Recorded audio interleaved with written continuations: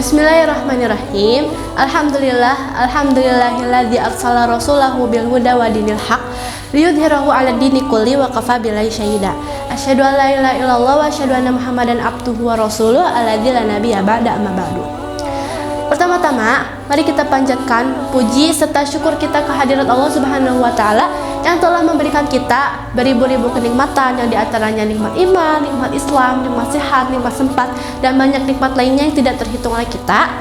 Salawat serta salam semoga selalu tercurah limpahkan kepada junjungan kita Habibana wa Nabiyana Muhammad Sallallahu Alaihi Wasallam yang telah membawa ajaran Islam dari zaman jahiliyah menuju zaman Islamiyah.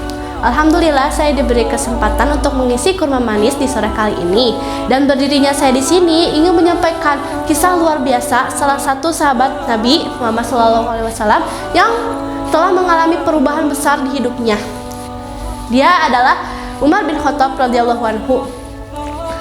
Umar bin Khattab adalah salah satu sahabat Nabi yang sebelum masuk ke Islam itu terkenal dengan kekuatan dan juga kekuasaannya. Saat itu juga beliau tuh terkenal karena beliau itu berani gitu, gagah, tegas gitu. Nah, namun dengan kekuatannya itu, Umar bin Khattab menggunakan kekuatannya untuk menentang ajaran Islam. Saat itu Umar bin Khattab sangatlah membenci ajaran Islam dan menganggap Islam sudah merusak tradisi nenek moyang.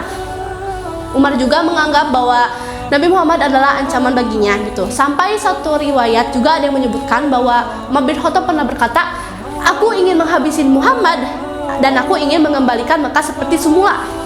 Saking bencinya, ia berada di ujung hasrat dan mengambil pedang untuk bersiap membunuh Nabi Muhammad SAW.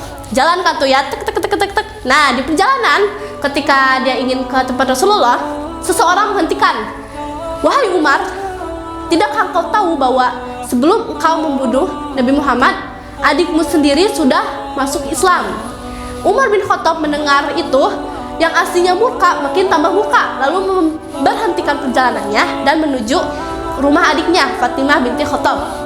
Jalan kantu ke rumah Fatimah. Ketika sampai, beliau melihat Fatimah sedang mengaji, melantunkan ayat suci Al-Quran bersama suaminya Sa'id bin Zaid. Saat itu tuh langsung Umar bin Khattab datang kan tuh ya, terus memukul Fatimah sampai badannya tuh terluka gitu kan di sekujur tubuhnya. Saat itu Fatimah mengatakan kepada Umar, "Wahai Umar, engkau mungkin bisa memukulku, tapi engkau tidak bisa menghapus kebenaran yang ada di hatiku." Mendengar itu, Umar perlahan mulai luluh hatinya. Lalu Umar meminta Fatimah untuk membacakan ayat suci Al-Quran. Dengan badan yang terluka dan tangan yang gemetar, Fatimah melantunkan ayat suci Al-Quran, Quran surat Toha ayat 14. A'udzubillahi minasyaitonir rajim.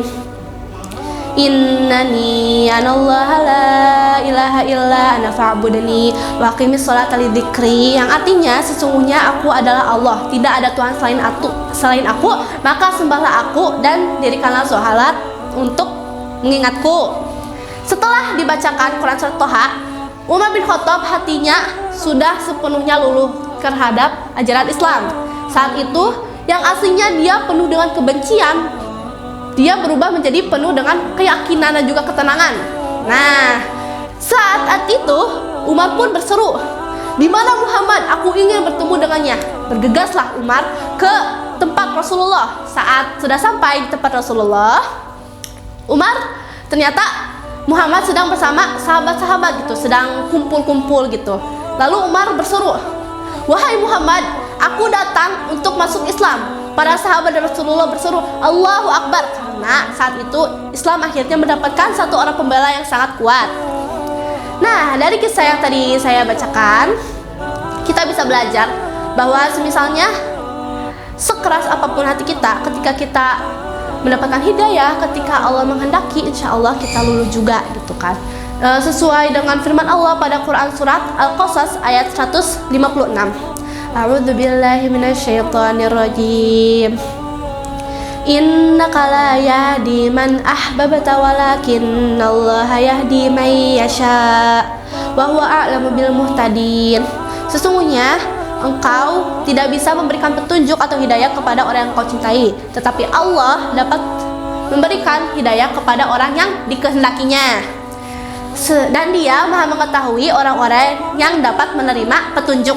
Nah, dari ayat tersebut dijelaskan bahwa seberusaha apapun kita, hidayah itu tetap milik Allah Subhanahu wa taala, dan kewajiban kita itu hanya berdoa dan juga berusaha kepada Allah agar diberikan hidayah menuju ajaran Islam yang benar. Ada juga dalil lain dari Allah, firman Allah, Quran surat Al-An'am ayat 125. A'udzu billahi minasyaitonir rajim. Wa may yuridillahu an yahdiyahu yashrah sadrahu lil Islam wa may yurid an yudillahu yaj'al sadrahu dhayiqan harajan ka'annama yas'adu fis sama. Siapapun yang dikehendakinya untuk mendapatkan hidayah, maka Allah akan bukakan hatinya menuju Islam. Dan siapapun yang dikehendakinya untuk sesat, maka Allah akan jadikan hatinya sesak dan juga sempit, seakan-akan dia mendaki langit. Nah, di ayat tersebut dijelaskan ketika kita mendapatkan hidayah, maka hati kita akan dibukakan dan akan merasakan ketenangan selayaknya Umar ketika dibacakan ayat Toha oleh Fatimah. Jadi tidak peduli seberapa jauh pun seseorang dari Islam, ketika Allah menghendaki, insya Allah kita akan kembali ke jalannya gitu. Bahkan sekelas Umar yang sangatlah benci kepada Islam, sangatlah benci kepada Muhammad sampai berniat ingin membunuhnya, ketika Allah menghendaki, Allah juga akan memberikan hidayah kepada Umar gitu. Jadi tidak ada alasan yang jelas, tidak ada alasan untuk kita untuk tidak mendekatkan diri kepada Allah Subhanahu wa taala. Semoga kita selalu mendapatkan hidayah dari Allah dan juga selalu istiqomah di jalannya. Baik, mungkin segitu saja yang bisa saya sampaikan. Mohon maaf bila banyak kesalahan karena saya juga masih tahap pembelajaran. Rabbana atina fid dunya hasanah wa fil akhirati hasanah wa qina adzabannar. Wabillahi taufiq wal hidayah. Undur ma qala wa la tandur man qala. Aqulu qouli hadza wa astaghfirullah lakum. Arasikhuna fil ilmi. Assalamualaikum warahmatullahi wabarakatuh.